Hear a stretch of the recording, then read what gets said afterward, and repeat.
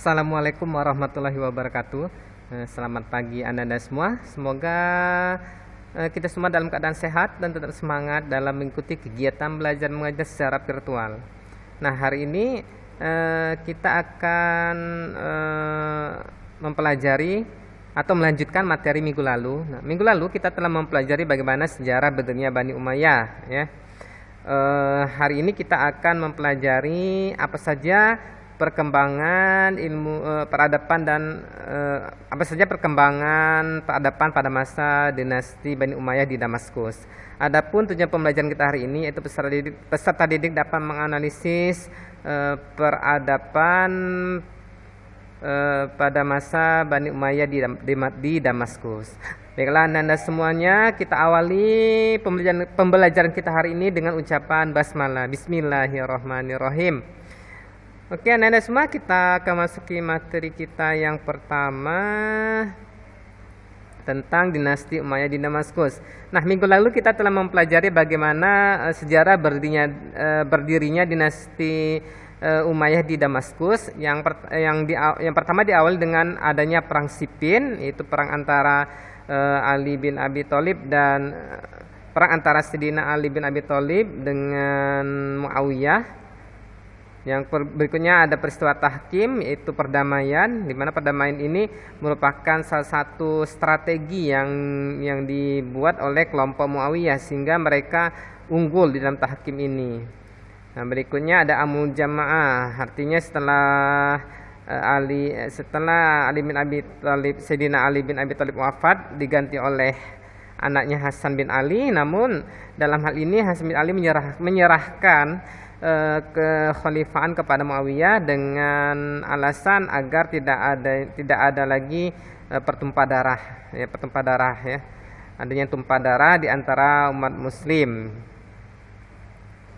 Oke, terus kita telah membahas minggu lalu tentang khalifah yang berprestasi pada dinasti Umayyah di Damaskus. Jadi dinasti Umayyah ini telah berlangsung selama 90 tahun ya. Nah, selama 90 tahun itu melahirkan 14 khalifah. Dan di antara 14 khalifah ini ada 5 khalifah yang mempunyai prestasi yang sangat nampak, yang sangat maju ya.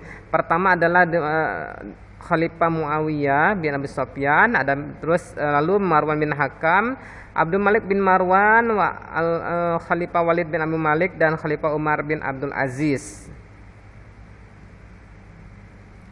Nah, hari ini kita akan mempelajari bagaimana perkembangan peradaban dan ilmu pengetahuan Daulah Umayyah di Damaskus. Jadi berbagai kebijakan yang diambil semasa pemerintahan Daulah Umayyah yang berlangsung kurang lebih 90 tahun tentu sedikit banyak berdampak pada kemajuan dalam berbagai bidang. Muawiyah dan keturunannya tidak saja dikenal sebagai pahlawan dalam ekspansi besar-besaran di dunia Islam, tetapi juga dikenal sebagai pembaharu, baik dalam bidang politik, ekonomi, kemasyarakatan dan ilmu pengetahuan. Jadi selama 90 tahun ini, bayangkan ya, 90 tahun berlangsungnya dinasti Umayyah ini dengan 14 jumlah khalifahnya, tentu akan sedikit banyaknya akan mengalami atau akan berdampak adanya perkembangan atau kemajuan di dalam berbagai bidang ya. Baiklah, apa saja kebijakan pada masa Daulah Umayyah, yaitu yang pertama, penduduk di luar Jazirah Arab sangat memerlukan berbagai penjelasan secara sistematis dan kronologis tentang Islam. Jadi dalam melakukan ekspansi wilayah, tentu dalam hal ini juga adanya penyebaran agama Islam atau dakwah Islam. Nah, jadi orang-orang yang di luar Jazirah Arab ini merasa ada sebuah ajaran baru dengan bahasa yang baru pula. Tentu hal ini memerlukan suatu perkembangan dalam ilmu Islam, seperti dalam ilmu hadis, tafsir, fikih, usul fiqh, ilmu kalam, yang mempermudah dakwah Islam di berbagai tempat ya. Untuk kepentingan itu maka mulainya dikembangkan ilmu-ilmu agama tersebut melalui terjemahan dan berbagai karya lainnya. Jadi dibuatlah semacam terjemahan ya, yang awalnya dari berbahasa Arab dibuat dalam bahasa daerah setempat, seperti itu ya. Berikutnya adalah menetapkan bahasa Arab sebagai bahasa umat dan berlaku bagi pengembangan administrasi pemerintah maupun keilmuan lainnya. Nah, jadi karena ekspansi wilayah besar-besaran yang dilakukan oleh Bani Umayyah, tentunya sebagai negara yang sebagai dinasti yang kuat ya, yang punya kuasa, tentu dinasti ini menetapkan sebuah bahasa sebagai pemersatu umat, seperti kalau dinasti Umayyah ini menetapkan bahasa Arab sebagai bahasa umat, dan juga memperlakukan pengembangan administrasi pemerintahan maupun keilmuan lainnya. Jadi misalnya dalam merebut atau menguasai sebuah daerah tertentu, tentunya Daulah Umayyah mengganti semua administrasi dengan bahasa Arab. Berikutnya adalah mengangkat keturunan orang-orang Arab sebagai pimpinan di seluruh wilayah berhasil mereka taklukkan. Nah, jadi di sini seperti yang telah diterangkan sebelumnya, ada namanya monarki hereditas ya. Artinya kalau ini secara umum ya, mengangkat orang-orang Arab karena dari dinasti Umayyah ini berasal dari Arab itu sendiri ya. Jadi tidak ingin jika dari bangsa lain itu yang menjadi pemimpin. Maka di sini ada istilah monarki hereditas, artinya dari keturunan-keturunan keluarga dari keturunan keluarga yang bisa menjabat. Nah, bagaimana perkembangan peradabannya? Pertama ada dalam bidang ilmu pengetahuan. Nah, jadi dalam ilmu pengetahuan semakin berkembang setelah bangsa-bangsa Persia, Syria, dan negeri lainnya masuk Islam. Nah, jadi akan bertambah ya, berkembang. Terjadi akulturasi budaya. Jadi adanya dua budaya, budaya dari Arab, terus juga ada budaya dari Persia, Syria, dan negara lainnya. Jadi ada percampuran budaya di situ. Dan perkawinan silang di antara mereka, perkawinan budaya ya. Pada masa ini ada dua aspek ilmu pengetahuan yang berkembang, yaitu ilmu pengetahuan agama dan ilmu pengetahuan umum. Berikutnya adalah bidang ekonomi dan administrasi pemerintah. Jadi di sini dinasti Umayyah sudah melakukan administrasi dalam hal menjalankan pemerintahannya. Nah, jadi dengan meluasnya wilayah yang ditaklukkan, maka memungkinkan eksploitasi potensi ekonomi dan sumber daya alam yang semakin besar ya. Keadaan itu berimbas pada semua biaya operasional di setiap provinsi dipenuhi dari pemasukan lokal, seperti untuk urusan administrasi lokal, belanja tahunan negara, gaji pasukan, dan berbagai bentuk layanan masyarakat, dan sisanya dimasukkan ke dalam kas negara. Berarti sudah ada ada penyesuaian dalam bidang ekonomi juga ya, dalam ekonomi, administrasi, dan juga administrasi. Berikutnya ada dalam bidang pemerintahan itu sendiri ada 5, dibagi beberapa organisasi ya. Di sini organisasi ada 5 ya, cuman dalam 5 ini nanti ada bagian-bagian lagi. Yang pertama ada An-Nidamus Siasi, yaitu organisasi politik yang meliputi kekhalifahan, berubah dari sistem syura menjadi sistem monarki. Nah, jadi adanya perubahan organisasi yang awalnya khalifah ini kan dari zamannya Khalifatur Rasyidin itu sistem syura atau musyawarah. Nah, maka menjadi sistem monarki. Artinya kekuasaan itu ada di tangan raja, ya, monarki. Al-Kitabah atau Sekretaris Negara. Nah, jadi ada namanya Al-Kitabah atau Sekretaris Negara yang terdiri dari Kitabur Rasali, ini yang Rasail ya, Kitabur Rasail, ini yang mengurus masalah administrasi atau surat menyurat. Ada Kitabul Kharaj, ini yang mengurus masalah keuangan. Ada Kitabul Jundi, ini yang masalah militer atau keamanan luar negeri ya. Terus Kitabul Syurtah, ini kepolisian, yang kantor urusan kepolisian, ya mungkin seperti urusan dalam negerinya ya. Dan yang baru adalah Al-Hijabah, pengawal khalifah. Yang kedua adalah An-Nizamul Idari, yaitu organisasi tata usaha negara. Berarti ini surat menyurat di sini ya, atau administrasinya di sini ya. Nah, surat menyurat ini terdiri dari adawin, beberapa beberapa diwan ya, diwanul atau pengurus ya, yaitu kantor pusat yang bertugas mengurus tata usaha negara yang terdiri dari Diwanul Kharaj atau Diwanul Dewan ya. Ada Diwanul Kharaj ini yang mengurus masalah keuangan atau administrasi keuangan, Diwanul Rasail atau administrasi dan surat menyurat, Diwanul Mustaqilat Al-Mutanawiyah itu tentang kantor pekerjaan umum ya. Dan berakhirlah Diwanul Katibi atau yang dewan sekretaris negara istilahnya ya. Terus ada juga namanya An-Nizamul Mal, yaitu organisasi keuangan. Ada juga An-Nizamul Harbi, organisasi pertahanan, dan terakhir adalah An-Nizamul Qadai, organisasi kehakiman. Jadi pada masa dinasti Umayyah itu dalam administrasi pemerintah sudah mulai tertata dan membentuk beberapa dewan maupun organisasi ya. Berikutnya adalah dalam bidang pembangunan kota,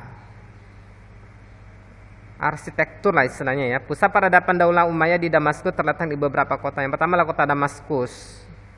Nah ya, Damaskus menjadi pusat pemerintahan Islam sejak masa Khalifah Muawiyah bin Abu Sufyan. Jadi pada masa Muawiyah yang semula pusat pemerintahan berada di Madinah dipindahkan ke Damaskus. Pada masa itu Damaskus menjadi kota paling besar dan paling megah di wilayah pemerintahan Islam. Yang kedua adalah kota Qairawan. Jadi setelah Damaskus dibangun, maka dibangun pula kota Qairawan, dibangun oleh Gubernur Afrika Utara Uqbah bin Nafi al-Fihri yang diangkat oleh Muawiyah bin Abu Sufyan. Uqbah membangun Qairawan ini sebagai benteng pelindungan dari pasukan tentara kaum muslimin dan harta kekayaannya dari serangan musuh, karena kota Qairawan ini jauh dari bibir pantai sehingga aman dari serangan Romawi ya. Berikutnya di bidang pengetahuan atau bidang pendidikan ya, pendidikan istilahnya ya. Pengetahuan pendidikan di sini maksudnya. Ada kedokteran. Nah, jadi pada masa Daulah Umayyah itu yang terkenal adalah di bidang kedokteran adalah Abu Al-Qasim Az-Zahrawi. Beliau dikenal sebagai ahli bedah, perintis ilmu penyakit telinga dan pelopor ilmu penyakit kulit. Karyanya yang terkenal berjudul Al-Ta'rif Liman Azaza an Al-Ta'lif. Nah, jadi pada masa dinasti Umayyah seorang ilmuwan yang bernama Abu Al-Qasim Az-Zahrawi, beliau telah memiliki pengetahuan sebagai ahli bedah. Berarti dari ahli bedah ini pada masa Daulah Umayyah itu sudah ada ya. Terus perintis ilmu penyakit telinga dan pelopor ilmu penyakit kulit. Yang kedua adalah dalam bidang pendidikan sejarah. Nah, dalam bidang pendidikan sejarah itu yang terkenal adalah Abu Bakar bin Umar, atau nama lainnya adalah Ibnu Kitiyah, dengan karyanya berjudul Tahrir Iftita Al-Andalus. Abu Marwan Abdul Malik bin Habib, dengan karyanya yang terkenal berjudul At-Tahrir At-Tarikh. Jadi dalam pendidikan sejarah itu ada dua yang terkenal ya, yaitu Abu Bakar bin Umar atau yang sering yang nama lainnya adalah Ibnu Kitiyah, dan juga ada Abu Marwan Abdul Malik bin Habib. Berikutnya pendidikan dalam bidang bahasa dan sastra. Berarti bahasa dan sastra itu sudah mulai ada pada zaman pada dinasti Umayyah. Nah, siapa tokoh yang terkenal? Yang pertama adalah Abu Amir Abdullah. Karyanya dalam bentuk prosa berjudul Risalah Al-Awabi wa Al-Zawawi. Ada Kasyif Al-Da wa Azhar Al-Syah dan Hanud Attar. Terus yang kedua adalah Ali Al-Akali. Karyanya yang terkenal adalah Al-Amali dan An-Nawadir. Dan juga ada tokoh namanya Abu Ammar Ibnu Muhammad dan karyanya Al-Aq Al-Farid. Jadi ada tiga tokoh dalam karya bahasa dan sastra. Berikutnya dalam ilmu pendidikan kimia. Siapa itu tokohnya yang pada masa dinasti Umayyah? Yang terkenal adalah Abu Al-Qasim Abbas bin Famas. Beliau mengembangkan ilmu kimia murni dan kimia terapan yang merupakan dasar bagi ilmu farmasi yang ada kaitannya dengan ilmu kedokteran. Jadi ilmu kimia juga berkembang pada dinasti Umayyah di Damaskus. Terus juga ada namanya ilmu nakli atau yang berkaitan dengan nakli itu dalil akal ya. Jadi ilmu nakli meliputi adalah ilmu qiraat, ilmu tafsir, ilmu hadis, ilmu fikih, ilmu nahwu dan ilmu bahasa dan kesastraan. Nah, dalam ilmu qiraat pada masa ini yang termasyhur 7 bacaan Al-Qur'an yang terkenal dengan istilah qiraah sab'ah, yang kemudian ditetapkan sebagai menjadi dasar bacaan, yaitu cara bacaan yang dinisbatkan kepada cara membaca yang dikemukakan oleh 7 orang ahli qiraat. Berarti ilmu qiraat sudah ada pada masa dinasti Umayyah di Damaskus. Berikutnya adalah ahli ilmu tafsir pada masa ini yang terkenal adalah Ibnu Abbas. Jadi ada ilmu tafsir Ibnu Abbas ya. Ada juga ahli ilmu hadis ya, bernama Muhammad bin Syihab Az-Zuhri, dan juga ada juga yang bernama Hasan Basri. Sementara ilmu nahwu merupakan penyusun buku ilmu nahwu yang pertama adalah Abu Aswad Ad-Du'ali. Beliau belajar kepada Ali bin Abi Thalib, sehingga beberapa ahli sejarah mengatakan bahwa bapak ilmu nahwu adalah Ali bin Abi Thalib ya. Jadi kalau kalian belajar bahasa Arab atau mungkin kalian pernah mondok itu sudah pernah belajar namanya ilmu nahwu ya. Jadi pengarangnya adalah yang pengarang pertama adalah Abu Aswad Ad-Du'ali ya, yang ada pada zaman dinasti Umayyah di Damaskus. Nah, kenapa ilmu ini muncul? Karena adanya ekspansi wilayah yang dilakukan oleh Bani Umayyah, sementara bahasa yang digunakan adalah bahasa Arab, maka diperlukan namanya ilmu nahwu ya. Berikutnya adalah pada akhir periode Umayyah melahirkan sejumlah mujtahid dan muncul 2 tokoh imam mazhab, yaitu Imam Abu Hanifah di Kufah dan Imam Malik di Madinah. Nah, jadi inilah cikal bakal istilahnya tuh 4 imam dalam ilmu fikih ya.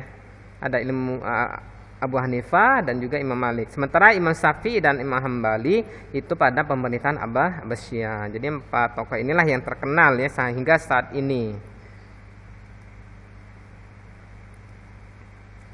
Dan bidang arsitektur. Nah, ini arsitekturnya ya. Tadi pembangunan kota. Ini pada bangunannya ya, apa yang muncul atau peradaban apa yang ada pada dinasti Umayyah di Damaskus.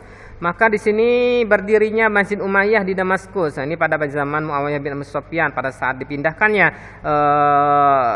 pusat ibu kota dari Madinah ke Damaskus, maka didirikanlah Masjid Umayyah di Damaskus. Seperti ini gambar paling kiri ya.